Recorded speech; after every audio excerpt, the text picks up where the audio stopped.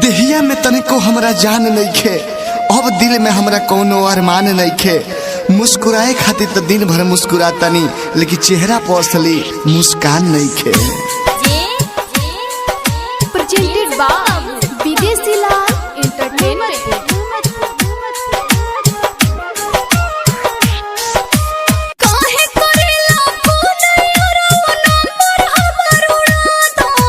अरे हर जाई, तू वादा कइले रहलू कि ससुरा में जाएब तो बहुत तरह के बुलाएब और फोन से बतियाएब।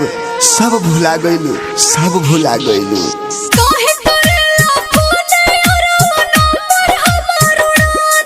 दिन रात रोइले जहर अपना देवरे से भेजा दो। अब बात न करबू हमरा से तो तू ही मुआ दो।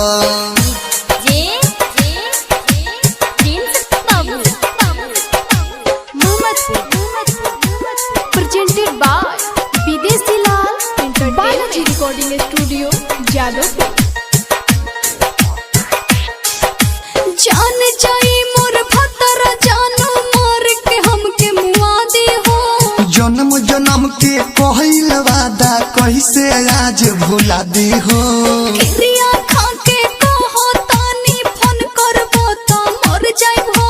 तोहरा कुछु कहर से पहले हम ही कुछु कर जाइबो।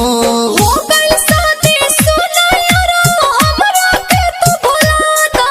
अरे कैसे भुला जाई हम तारा के। अरे तोरा के हम जन्म जन्म तक प्यार करे के वादा कइले बनी, तारा संगे जिए मरे के वादा कइले बनी। वो हम कैसे भूल जाई, कैसे भूल जाई। हो गइल शादी सुना यारा हमरा के तू भुला दा।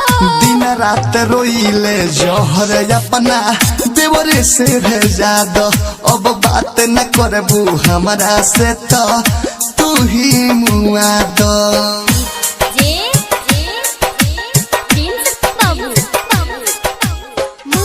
प्रेजेंटेड बाय रिकॉर्डिंग विदेशी लाल जादव एंटरटेनमेंट।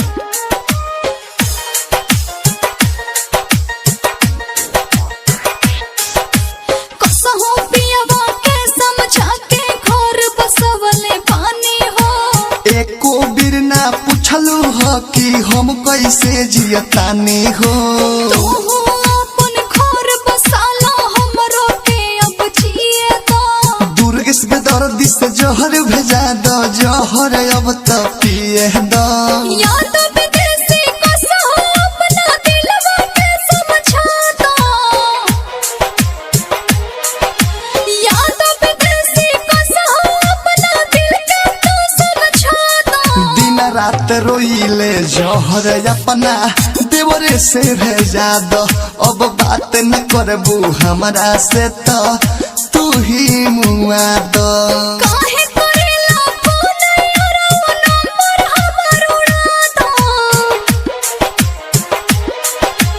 काहे करेला फोन यारा नंबर हमर उड़ा दो। दिन रात रोइले जहर अपना देवरे से भेजा दो।